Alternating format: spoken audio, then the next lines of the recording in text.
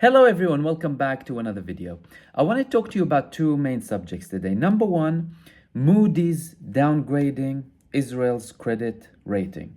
They didn't only downgrade Israel's credit rating, they also downgraded their outlook to negative. This is the first time in history that Moody's downgrades Israel's credit rating, and what caught the Israeli government by surprise is the negative outlook. Now, people need to understand this is a massive blow to Israel's image across the world. Israel relies heavily on economics, on foreign investments, technology, all of these things. And when it comes to the outlook, they expected the government that they might reduce the rating, but the outlook is what caught them by surprise.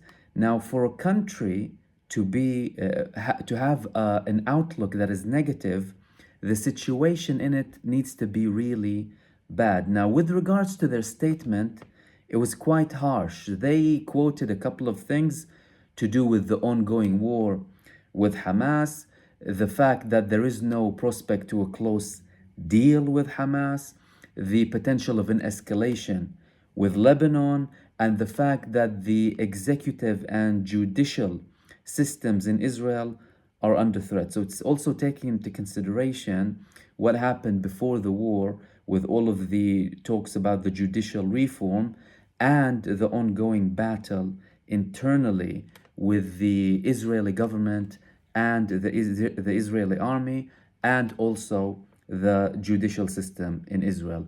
Now, with regards to the responses that we had, they were very, very negative, especially from the finance minister, Bezalel Smotrich. Bezalel Smotrich published a statement.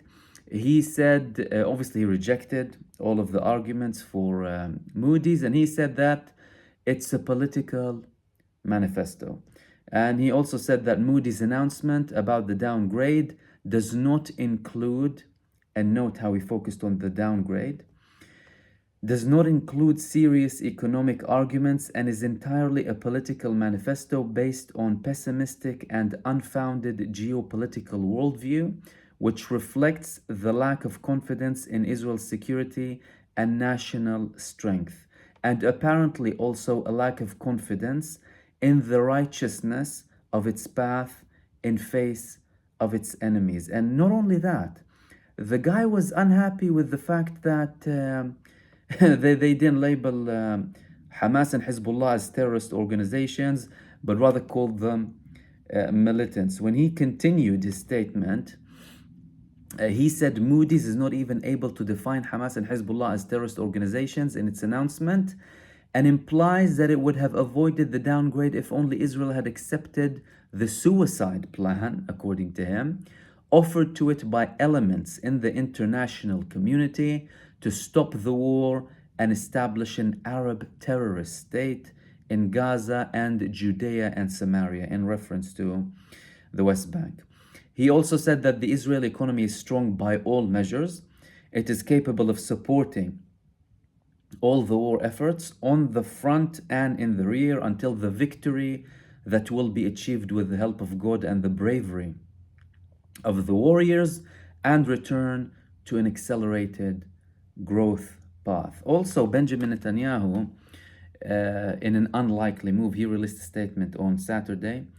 He said that the downgrading will be reversed when the war ends, when we win the war, according to him, and we will win the war. The guy is very confident that they're going to win this war and that Israel will be back on its feet. So this is the first thing that I want to talk about, a massive blow, a historical first for Israel, and they really didn't want that. They didn't need this as a country, Israel. The second thing that I want to talk about is the Biden administration. They declared a couple of weeks ago that they're going to start taking actions against violent settlers in the West Bank. And the EU is following suit. They're going to start taking actions against violent settlers in the West Bank. And I find it quite ironic. So you want to take You want to take steps against violent individuals who are based in the West Bank, but you're supporting the state that enables them. You want to take steps against violent settlers who might kill 2 or 3 Palestinians, steal a couple of things here and there. Obviously, we all know what they do in the West Bank. But you're supporting the country that has committed a genocide, killing over 28,000 Palestinians, injuring approximately 70,000 Palestinians, destroying 50% of all of the residential homes in Gaza, destroying almost all universities, destroying mosques and churches, some of them thousands of years old, destroying the healthcare system, banning aid from coming in, not allowing medicine to come in, making 1.9 out of 2.3 million people who are already refugees again, and making their life miserable. So you want to take actions against individuals, but you're not taking an action against the country. Someone explain this to me. What are you doing exactly? And Biden, obviously, some people are saying that he's doing this before the elections to show that he's, taking some sort of action against Israel. There's talks about them giving aid to Israel, but that it has to be conditional, and they're going to have to submit reports every once so often that they're complying with international law. Excuse me, but what type of compliance are we talking about? The ICJ ruling, it was very clear, ever since the ICJ ruling against Israel that asked them to take action to prevent measures of genocide that Israel is signed to, Israel killed over 1,000 Palestinians. Israel has been ignoring international law. Excuse me, but it's been pissing on international law ever since its establishment. Every time we have some sort of action that's about to be taken against Israel by the UN or any other international body to comply with international law, it gets vetoed by the US or multiple other countries. So what are you playing at exactly? Do you think people can be fooled by that? And if your actions, if that's sincere, if we want to assume that your actions are sincere in taking action against Israeli settlers in the West Bank, well, continue the favor and take action against the country that made this mess. Continue your action against the country that started this apartheid supremacist entity and has killed over 120,000 Palestinians ever since establishment, displaced and expelled millions of Palestinians, made all of their life in shelters, in refugee camps across the world, primarily in Lebanon, in Syria, in Jordan, and internally as well. Some people need to remember some Palestinians are internal refugees in their own homeland, including Palestinian citizens of Israel.